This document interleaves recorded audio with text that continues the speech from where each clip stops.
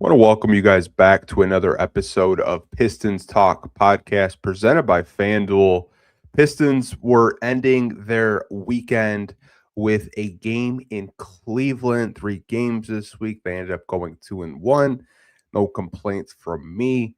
But to start this game off the injury report, we talked about it on yesterday's podcast. No Tobias Harris, no Jalen Duren, no Karis LeVert.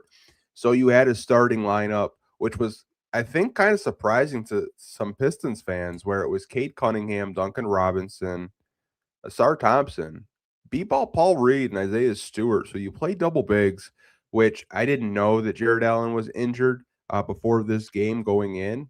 So you play double bigs, even though they only had Evan Mobley out there, but it seemed to kind of work a little bit, but the Cavs in the first quarter were winning it. The Pistons were kind of keeping pace, playing with a lot of energy, but Cleveland went on a 9-0 run, and the Pistons kind of went into a spurt where they just really couldn't execute out of the half court. And there was just too many turnovers in the first quarter, I think, for the Pistons to actually sustain a lead. They had 7 turnovers in the first quarter alone. And they shot really poorly in this first quarter. They shot 27%. They were 3 out of 15 from 3. And the Cavs had a 28-19 lead.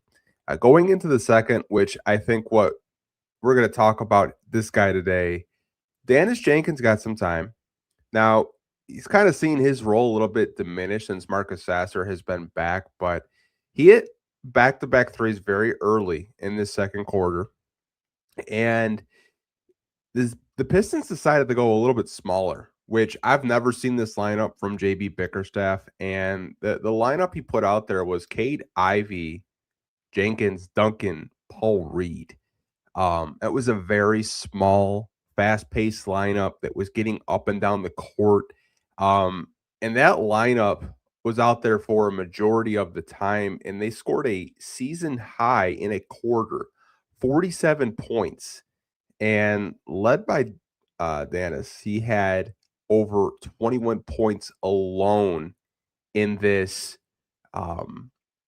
quarter. Like, he was just in his bag.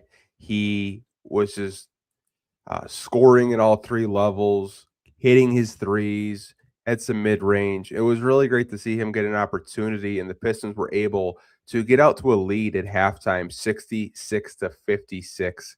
We'll get into Dannis a little bit later towards the end of the podcast. Coming out of the halftime, Cavs obviously wanted to come back, try to get back into this game. That's exactly what they did. They got within 3, but the Pistons kind of kept them at bay, even though that they went 5 straight minutes without scoring a single basket. But Cade was getting to the free throw line, so he kind of kept the Pistons afloat a little bit. But the Pistons 10-point lead went down to a 5-point lead to end the third, 87-82. Pistons started the fourth with more energy, and I think defensively, I felt like they were way more locked in the fourth quarter. And, towards the end, like around like the 3-4 minute mark, Pistons are up 13, and I'm saying to myself, Cavs are probably going to try to make one more run at this, and they do. They go on a 13-2 run within like 3 minutes, and it becomes a possession game where the Pistons just have to hit a shot, and it'll just get into like you got to foul them, make sure that the Pistons hit their free throws, which they did a really good job of doing. Asar Thompson has a tap-in bucket very last minute of this game, seconds in the game, and Dannis goes to the free throw line and hits his free throws, and the Pistons get their first win in 6 years in Cleveland. First win in 6 years is insane. Since 2020, but they went 114-110.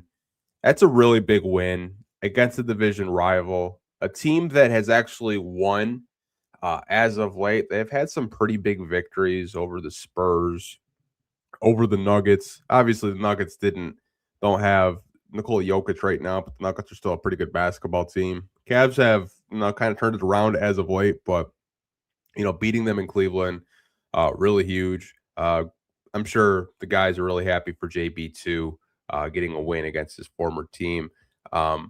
I am going to get into the box score with you guys. Then we're going to get into a picture that I saw, a stat about Dannis, and then we'll do Q&A and kind of have a chill rest of the podcast. But let's get into the box score for tonight, you guys. I know there are some of you that like this part of the podcast. If you're an audio listener, we're just going to be reading out the stats from the starters and the bench unit tonight. We'll start with Duncan Robinson. Had 12 points in this one, 5 out of 11 from the field, 2 out of 6 from 3, 2 rebounds, 3 assists, 1 turnover, 2 steals. He was a +5 in the plus-minus tonight. B-Ball Paul in his start had 8 points, 4 out of 9 from the field, 8 rebounds, 4 assists, 1 steal. He was a +1.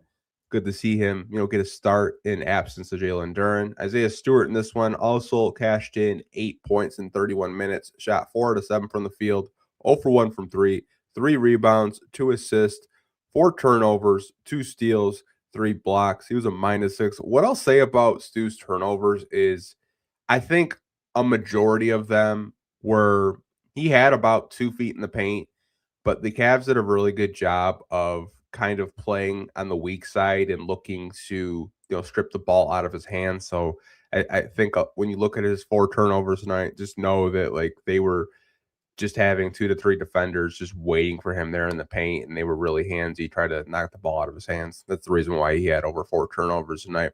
Cade Cunningham in 37 minutes at 27 points. Wasn't his best shooting night by any means.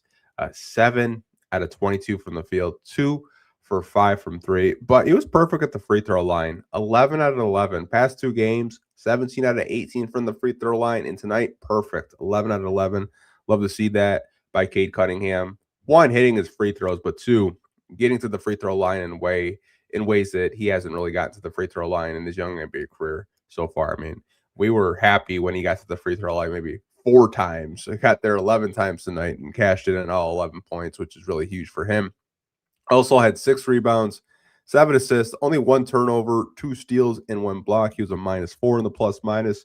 Star Thompson in 22 minutes had 8 points, 4 out of 9 from the field, 0 for 1 from 3, which was a quarter 3 that he had early in the first half. 8 rebounds, 2 assists, 3 turnovers, 3 steals, 1 block. He was a +2 in the plus-minus.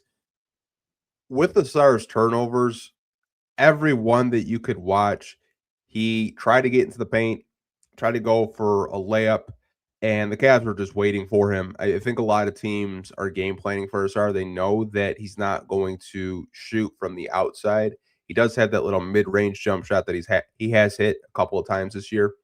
More than a couple of times. It's been a routine mid-range shot that he does look for, excuse me. But I think with the turnovers, a lot of teams are just going to kind of sag off on him defensively and just wait for him in the paint because they know he wants to get to the basket.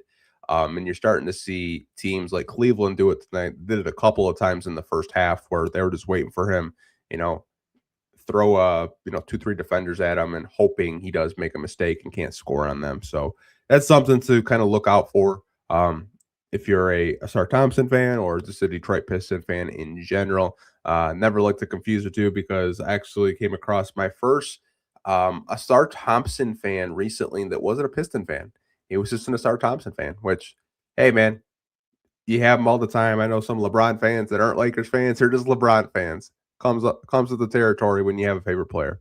Going to the bench unit, Ron Holland had 18 minutes in this one, 8 points, 2 out of 7 from the field, 1 for 6 from 3, perfect from the free throw line, 3 for 3, 10 big rebounds by Ron Holland, 2 turnovers, 2 steals, 1 block.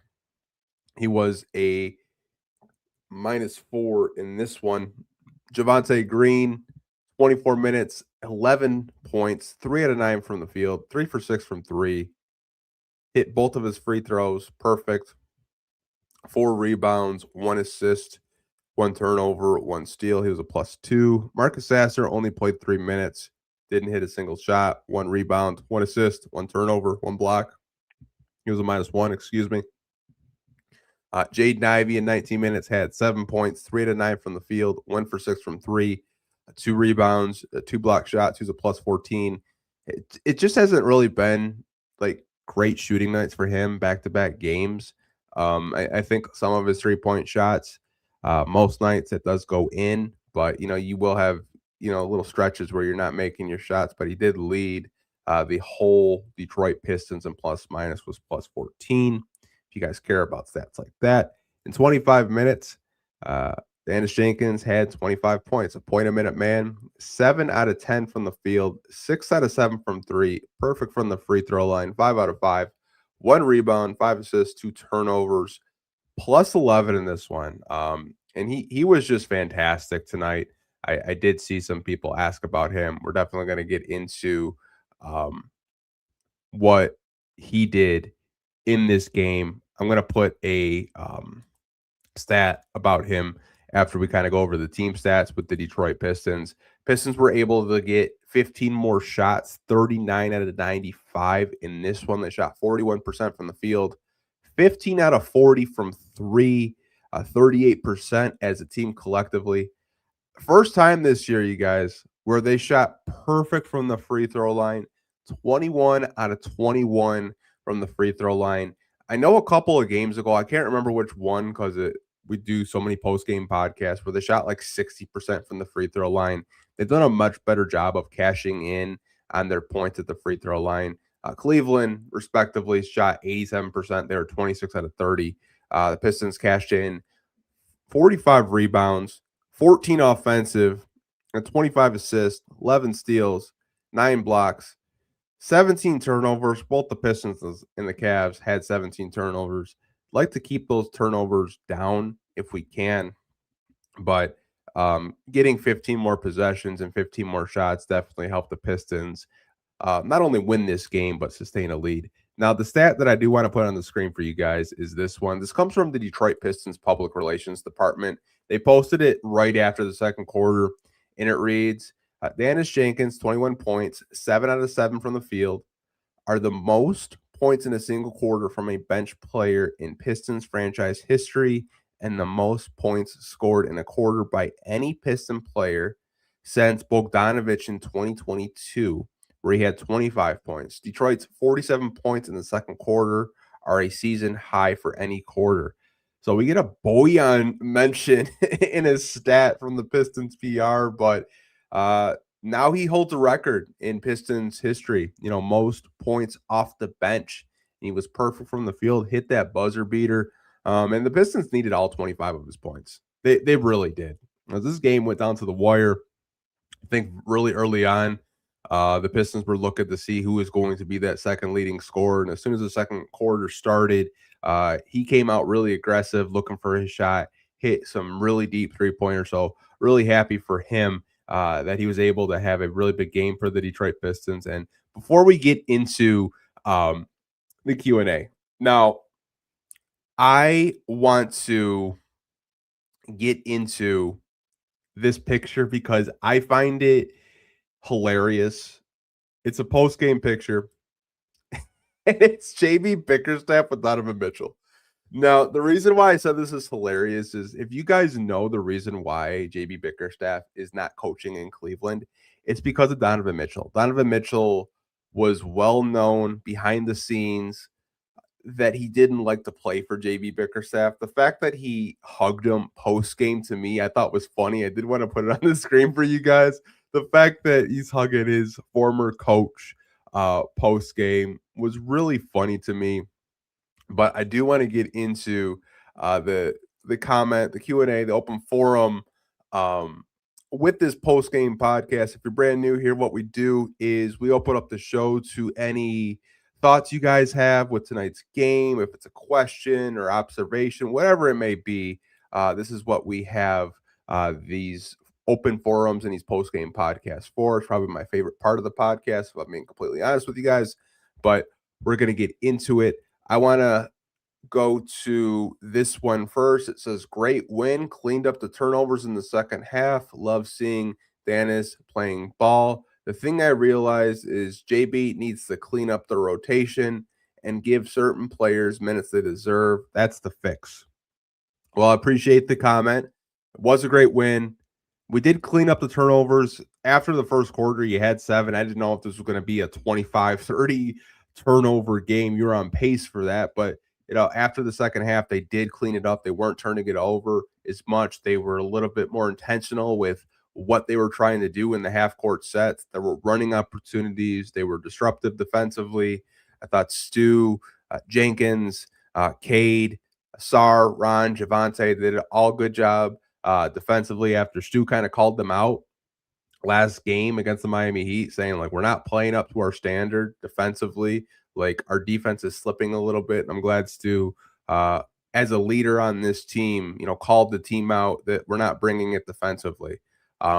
In terms of the rotation, I don't really know if we're gonna get like clean up rotation in January.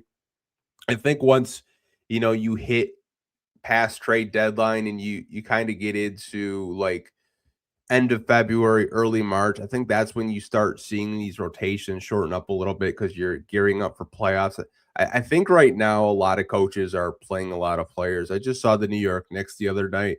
They were playing just as many guys as JB. Like Mike Brown was playing just as many guys as JB Bickerstaff was.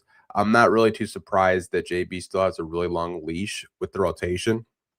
Now, I do think like around 9 to 10 is ideal for JB. But he has always said that like it's really hard to only play that many guys because everyone on this team can contribute and step up. And you saw it tonight with Jenkins. Like if JB would have just rolled with Sasser, like did the Pistons win this game? I don't know. I don't know if they do. Very early on, they were playing him as a kind of like a backup point guard, and he was struggling to get to his spots and struggling to hit shots. But he only got 3 minutes, right? Don't really know if he would have heated up if you gave him like 25 minutes like you gave Jenkins tonight. But I think the rotations down the stretch will get cleaned up as we get later into this NBA season. Piston Fan 11, how did JB know to go to Jenkins? 3 minutes of play by Sasser. What do you think he saw or thought? Because good call. I think what he saw very early on is the way Cleveland was going to defend Sasser. But what the Pistons have been doing is what they did last year, where they want Sasser to play backup point guard.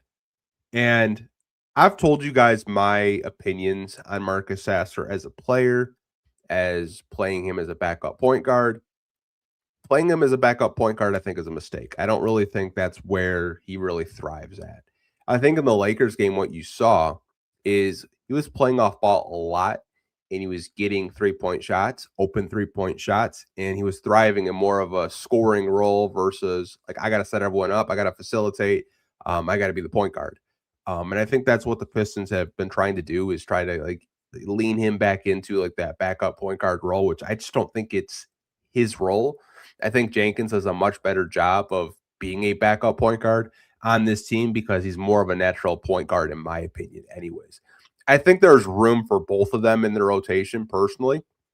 I would rather Jenkins kind of, be that backup point guard for the Pistons. Obviously, he is still on a two-way, and that will expire once he does hit 50 games. But I think what JB saw is just Jenkins was able to hit 3-point shots early on, and once he saw a couple, fall, he was just going to roll with the man that was hot. I think it's kind of unfair to, say Sasser didn't have it in 3 minutes, but I think JB was just kind of rolling with the hot hand. Hopefully that does answer your question. Got another comment saying we should permanently play Stewart at the 4 and Dannis at the 2 and let Duncan and Tobias come off the bench. I've had my kind of opinions about Stewart at the 4. I think the way that Tobias has played this year, obviously we understand that he's not the same player. He's gotten a year older, and this is probably the most injuries that Tobias has probably had in his career because he's been a pretty durable player. He's been a player that doesn't miss a whole lot of games. He's had 2 ankle sprains now, hip sprain, and he's going to be out several weeks. I think you're going to see Stu play a lot of 5 and 4 during these next couple of weeks, just because you need him to. He's going to be playing a lot of center probably because Dern's going to be out for a week. But I don't think you're wrong with your assessment of playing Stu at the 4.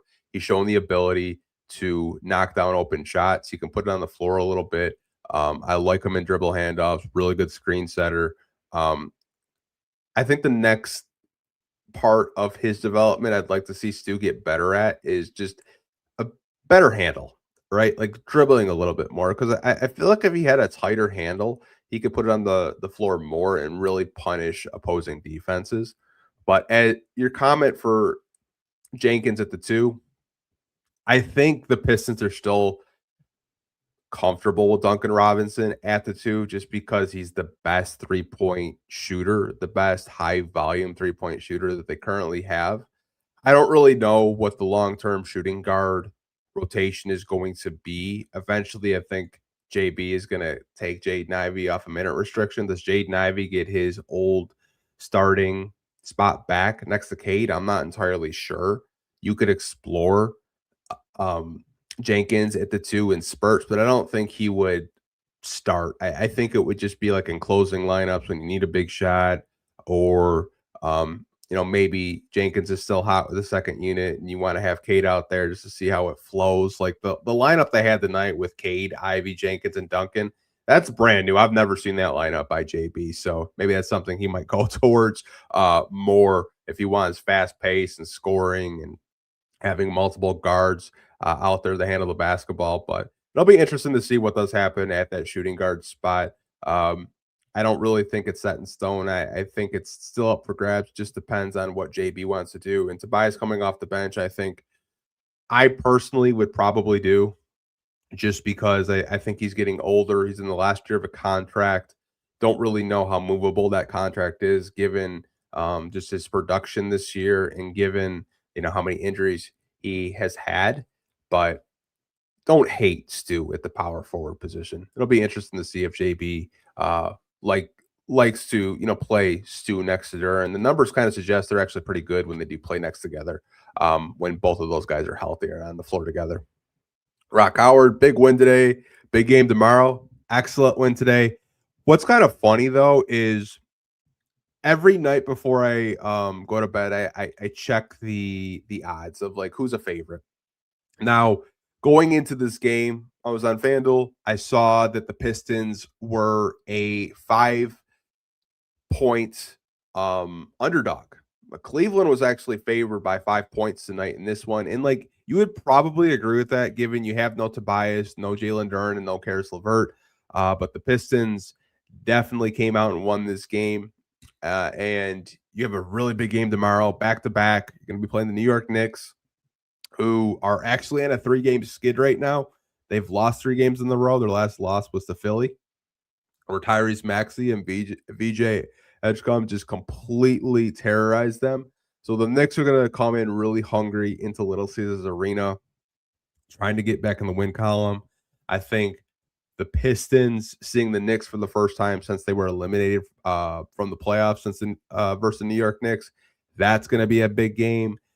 That's probably going to be sold out if I had to guess. If weather dependent, if it doesn't snow like it's supposed to tomorrow, definitely could see that being a packed out, really loud playoff atmosphere game during the regular season. Can't wait for it tomorrow. It's going to be really fun.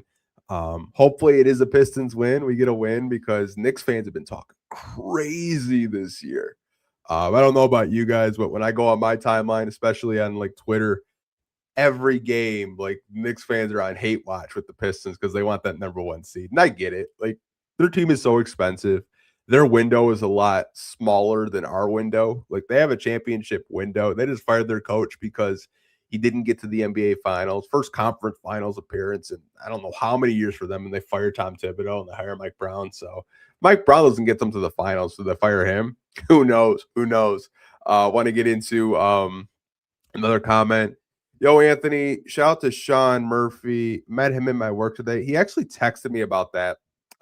Believe it or not, I will read the text because I haven't answered it yet because I was watching the game and I was working.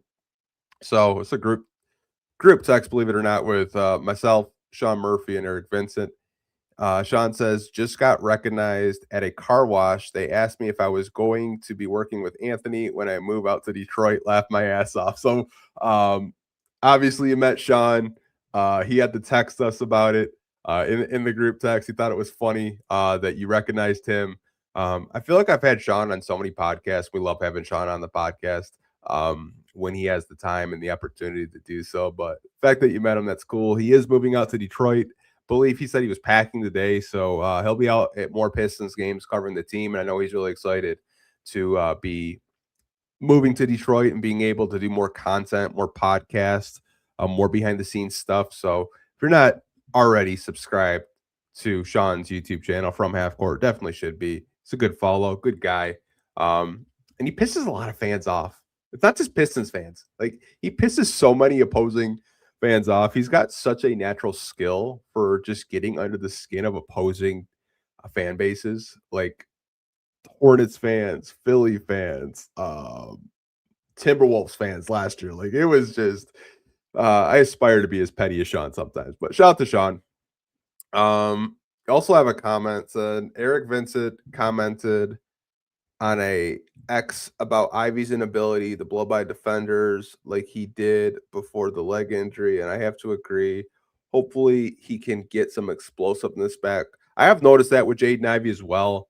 That since the leg injury, he definitely. I don't want to say he's a step slow because I don't know if he's like actually 100% from that leg injury. He did miss 11 months worth of basketball, but you can see that he doesn't have that same first step that he had pre-injury. But it'll be interesting to see if you give him more minutes. Does his condition kind of stay with his minutes? Is the production still there? He's just had like a really weird inability to just get consistent minutes. Right now he's almost getting 20 minutes a game, but not really sure how he's going to progress with just coming back from injury and kind of playing off the bench in a six-man role. But hey, it'll be interesting to see what happens at that two guard spot. Is Duran officially out tomorrow? Yes, Rock Howard. He is going to be out for the next week. Sprained his right ankle. Don't know if you caught our podcast yesterday. We kind of went over the injury report from the Detroit Pistons medical staff. He sprained his ankle in the Miami Heat game. And just the way he rolled it and sprained it, like your ankle is not supposed to bend that way. It's very painful. I'll just say that. I've rolled my ankle several times before I got into podcasting and getting into sports media. Used to skateboard with my one of my friends, Lincoln, and we used to just skate all the time. And I rolled my ankle just as many times as JD, so can feel the pain. Rolling your ankles just really sucks. Ryan Boastman has a question. Are you comfortable moving Ivy, or can we benefit with his stock being low with the friendly contract that we ultimately know he'll play out of? That's a great question, Ryan.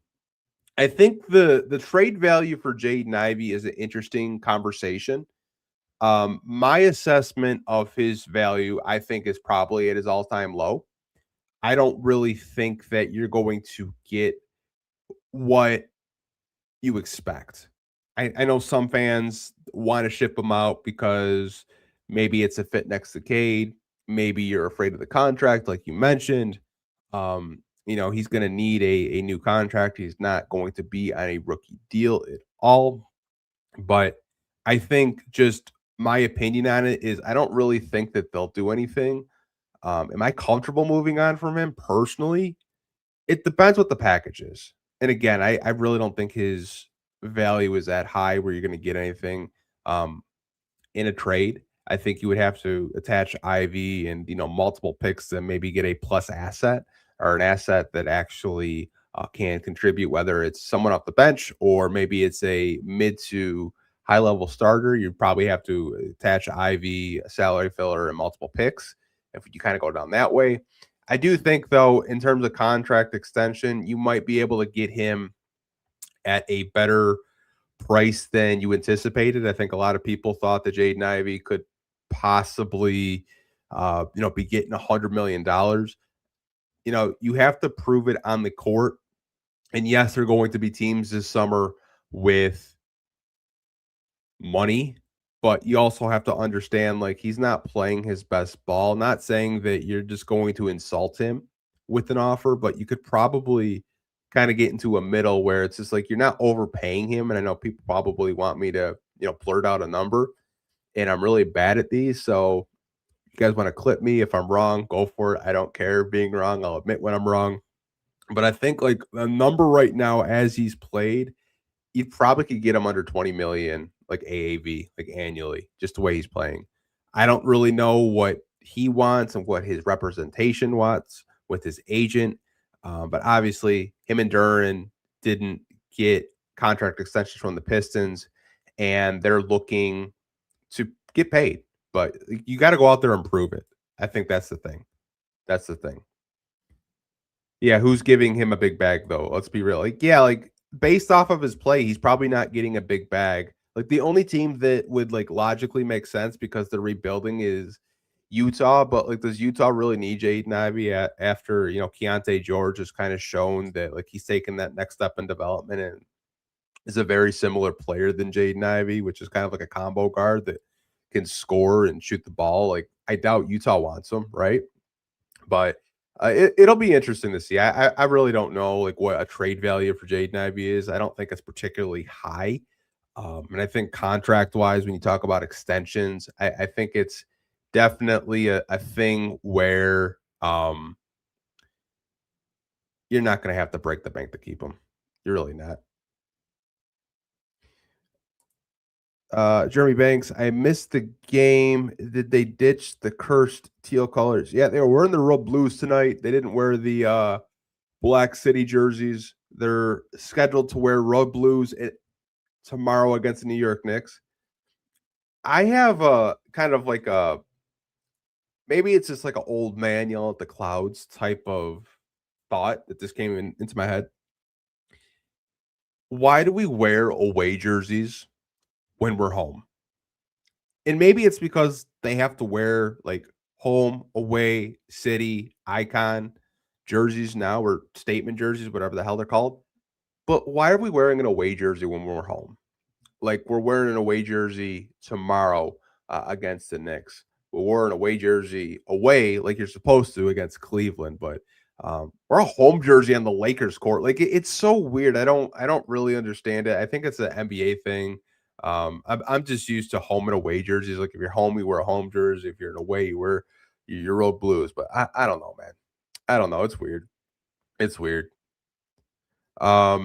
Arthur has a comment kind of like the Ivy stuff we were discussing. His injury has really affected his value. His potential is drastically lower until he shows that speed again. I agree with that 100%. I think that's what I was trying to get at. Like I don't really see his value being as high as it was like pre-injury. But like he's still a valuable player. I just think it's a big adjustment from going to the starting lineup from going to a bench player.